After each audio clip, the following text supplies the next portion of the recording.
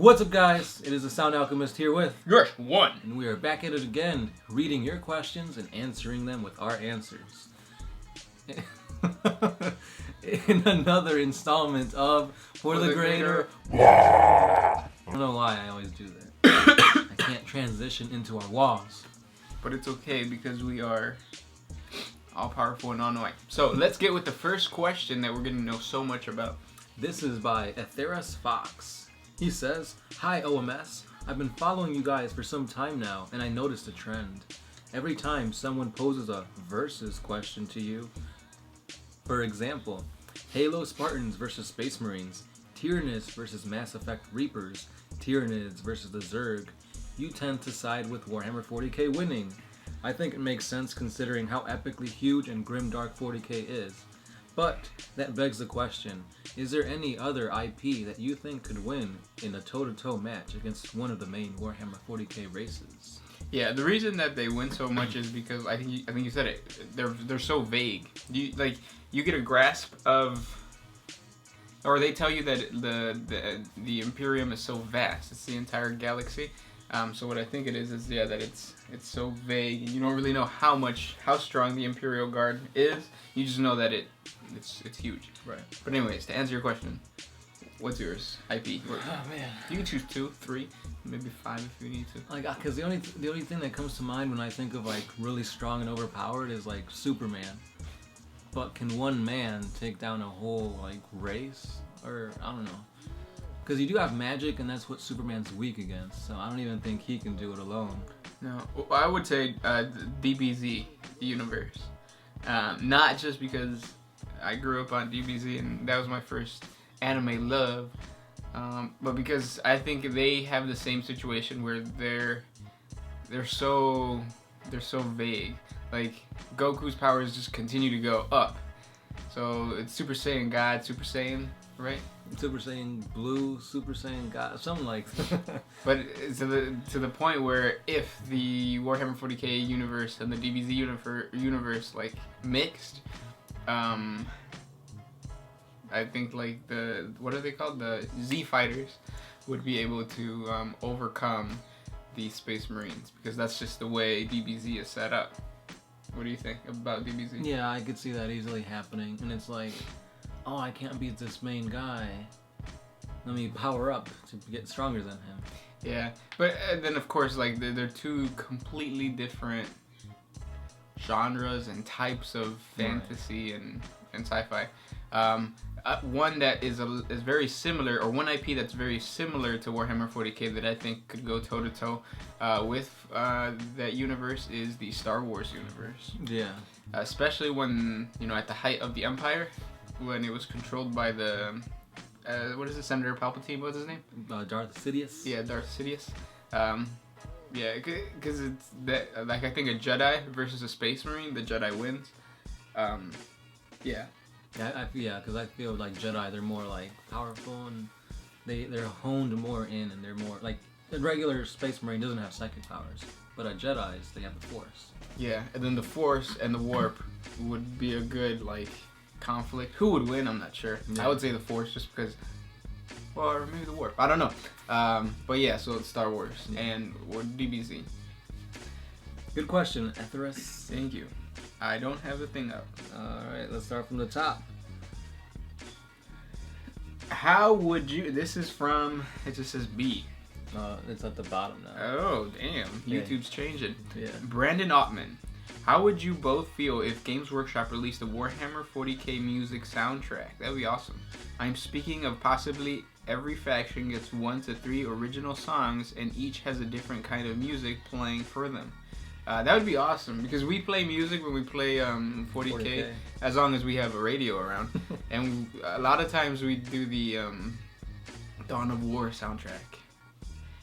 So he goes to say, a death metal band for Chaos and Dark Eldar, a holy all-girls hymn for the Sisters of Battle, a rock and roll theme for the Orcs, and so on. I would think it would be like a good trap banger for the Orcs. And there would be... booklets and DVDs too. This would be cool, like you guys. Aww. I think I read that right. If not, aw. Yeah. That would be cool. Mm-hmm. I doubt that they'll do that, though. Yeah, they're focusing on other stuff instead of just music. But if the Patreon, if Patreon grows, fans can probably make it, and by fans we mean us. I have a couple friends that are DJs, so we can get some dope ass orc trap banger going, and some death metal, chaos cultist corn blood for the blood god music going. Yeah. But good question, Brandon. Yep. Next one is from Front Noise. He says, Dark Eldar are definitely more of a raw black metal faction. Oh wait, this is a reply. Never mind. YouTube's all weird now. Fucking YouTube. Okay, here it is. Brother Dunking, if that's how you pronounce it. Please do a 40 facts on the Beast. That guy is a beast. A 10-meter tall orc war boss, taller than an Imperial Knight. More like war god boss. Seriously, I don't know that an orc knob can grow to reach that size. I thought there was a maximum size, like 4 meters. Thankfully for the Imperium, this kind of orc seems to be extremely rare. It is extremely rare. There are huge orcs, and it's rare because of how much conflict orcs get into. Like it's funny. It balances itself out. So in order for an orc to grow, it has to fight. But if you fight, you run the risk of dying. So it works so that you get big war bosses, but they don't get enormous. But there have been huge monsters stuff. Yeah, and that's exactly what you wanted, because when there was like, what kind of model would you make? I remember you saying you want like a monster creature orc. If you follow us on Instagram, the Sound Alchemist got me a awesome. What are they called? Well, they're the Orcs from Fantasy. Yeah, but they got a specific name, right? Yeah.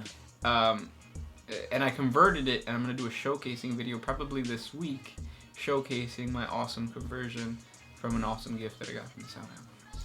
I have to get him something for his birthday, which is next month. Oh shit! Oh. It's already October. What the heck? Next question comes from Voice of Reason. What if the Emperor came back and he's like, "Don't kill the Xenos, just be friends"? We're gonna do a quick answer for this because I feel like we answer this a lot. It probably will happen, and the Inquisition would be like, "No, fuck you, false Emperor," and then Civil War. Yeah. Ricky Cohen, it's that guy. He says, "Got a question for you too. Where do you think Russ is in his 13th company? Wait, if his 13th company has managed to last so long in the warp without falling and surviving, then how far has Russ gone in his search for answers?" So Russ is probably what are they called? The ash wastes of the warp. So it's not chaos controlled territory in the warp. It's just, and it's not the webway. It's just like that's like kind of like purgatory. Yeah, purgatory. Yeah, I think that's where he's at, and he's probably trying to converse with all of the entities that existed in the past. Because the thing about the warp, and I found out that when we were doing the lore videos, is that every sentient culture that worships or believes in a certain god or deity, that deity or god makes manifest inside the warp. So maybe he's talking to Jesus. He's having a one-on-one with Jesus. Yeah, it's possible. But just talking about Russ really quick, there is a model that has been released by Forge World, so that's crazy. He looks pretty badass. I always thought he would have a beard. Yeah, I thought so too. But yeah, he doesn't. So, next question comes from Almighty. Are the Catan shards of all equal strengths, or is there stronger than other ones? So yeah, no, there's there's stronger Catan shards and there's weaker ones. Yeah, because even when the sun gods were around, some sun gods, which are what, the 4 major ones? I think so, yeah. They killed other star gods. And they like took them in and became stronger, so yeah. Chaos God Slanesh. Can you guys be YouTube heroes? Yeah, I don't know. But sure. You know what they say, Zero the hero. I don't know where I was going with Okay. Byron. Space Marine backpacks. What on earth are they for? Going up like big terrain. Duh. Yeah, you can't go hiking without your backpack. All races have some sort of propulsion. The Eldar have it, the Tau have it, the Space Marine have it. Orcs just believe that they're on the second floor, so they become, or they, go on the second floor. And then Tyranids jump. Yeah. Or fly. Yeah. DJ Evans Creation. You guys live in Chicago. How do you deal with the traffic? Just fight through it. Yeah, that's kind of what you have to do. Yeah. Before it wasn't a big problem, but as you age, you start realizing, damn, most of my life is spent in traffic. So what I've been doing is multitasking, which you should never do. Like, that's dangerous. You could die. But yeah. Yeah, you just gotta do it. I'm waiting for them smart cars, so I don't have to drive. I can just edit or do other stuff in the car while the car drives itself. Asgaror Hammer. Do you think that Netflix edition will be balanced? Oh, Netflix edition. Do you think that next edition will be balanced? How do you think will be a good way to do it? We get your question, even though it was worded all weird. So, will it be balanced? No. Right? It almost never is. Because I think there's so many factions that you like. Let's say you're balancing the Necrons down and you're balancing the Tau down. All of a sudden, you're bumping up Tyranids and Orcs. By doing that, you bumped up the Space Marines way above what the Eldar and the Necrons were. There's so many variables that you can't balance it out. Yeah, it's really hard to make Warhammer balanced. So just focus on making it fun. And we're not even going to try to tackle how to do it. Yeah. The Grand Crusader. Where's the window model you promised us? Casting. It's in casting. I've made some cast models now. So for all you patrons, be a little excited. Just a little. Just a little, not that much. There's a lot of bubbles in my casting. Pate Peterson. What you guys think, since the Black Legion battle cry is Death to the False Emperor, and upon Horus Heresy novel Horus Rising book, there's a mention about the other emperor. Could some mysterious figure be pulling the strings back in the scenes during 40K or 30K? And another emperor line can be heard from Black Library preview. Yeah, so the reference to the false emperor is one emperor, or not one emperor, but a true emperor would be basically that mysterious figure is 4 figures. It's Slanesh, Nurgle, Khorne, and Tzeentch. Mm-hmm. So, that's what that means. Yeah. I don't know how to pronounce those words or those letters. No, what are they? They're they're letters. Isn't right? it like Russian? Well, it's Eastern European, and I don't know how to pronounce this, but I'm gonna just call you M. How do you think? Which fleet is stronger, from Star Wars or 40K? Oh, that's fun. We talked about this. Yeah, you said Star Wars. Yeah.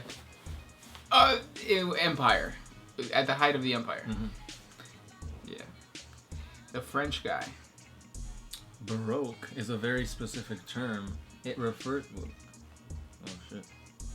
It refers to intricate works full of curves, etchings, and expressive materials. Gold. As far as I remember, none of the Primarchs had such extrinsic tastes. Among the most common bearers of what could be considered Baroque armor are the Emperor, but that's improbable, the Blood Angels, especially Sanguinary Guard, priests, and the like, and some Imperial Ecclesiarchs, and Inquisitor officers, high-ranking Chaos Marines, and members of the Adeptus Custodes. So he's talking about our previous for the Greater Wall, which is that Trazian has a Baroque-clad armored marine or something in his collection. And we were like, what could that be? Like a Primarch?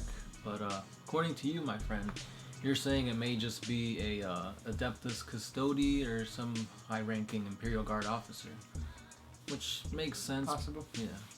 We said that too. We said that it might be somebody from the Unification Wars. Mm-hmm. The Thunder Warriors, I think. Mm-hmm. Yeah. Next question comes from Thor Clausen. How many of the Warhammer 40K books have you read?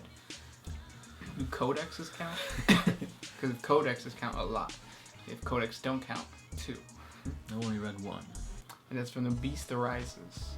Mine was the, it was like the Skitarii mini stories. I forgot what it's called. It was like a bunch of Skitarii stories in one. I've actually read more fanfics than yeah, the actual thing. Here. Crane Haney. Oh wait, no, that's not a question. That's not a question.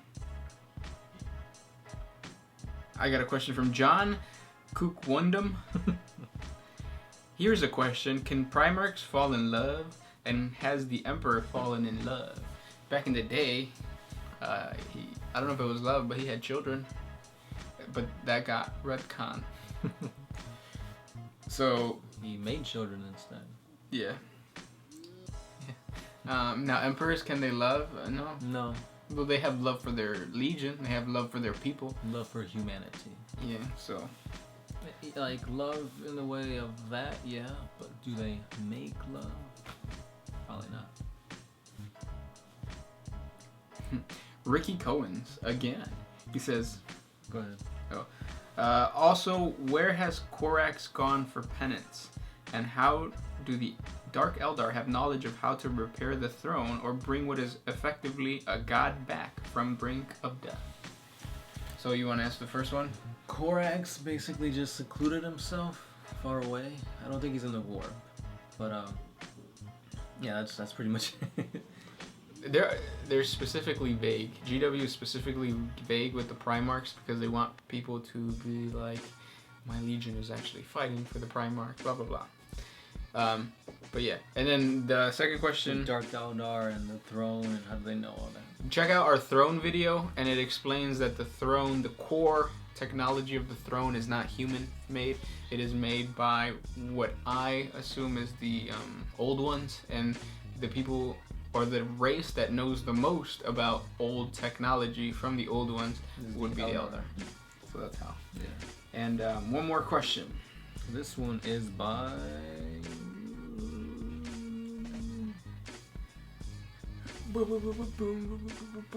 In the meantime, while he looks, be sure to jump on over to Patreon down in the description below. That is a platform where we post extra videos for you guys. We're going to do more question and answer, so if you guys like this type of stuff, please subscribe to our Patreon. It's only $1 a month, and that money helps us build stuff for you guys, like Halloween specials. Boom, boom, boom. On to the question. Last question by Dragon Punch 903.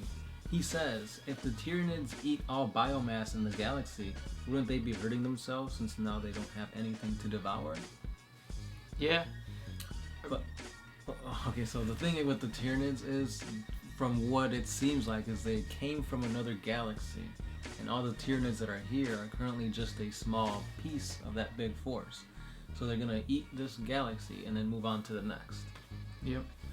And the reason that it's the same reason they keep doing that, because of the same reason that we keep doing that. Like, we're destroying our environment because we need to fuel our growth.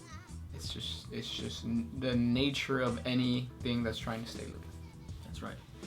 Thank you guys so much for sending your questions our way. I hope you guys enjoyed the answers, and if you did, please subscribe to the channel. That's it. Yeah, as always, guys, give us a like and give us more questions. I've been the Sound Alchemist here with Gersh1. We are One Mind Syndicate, and we are signing out.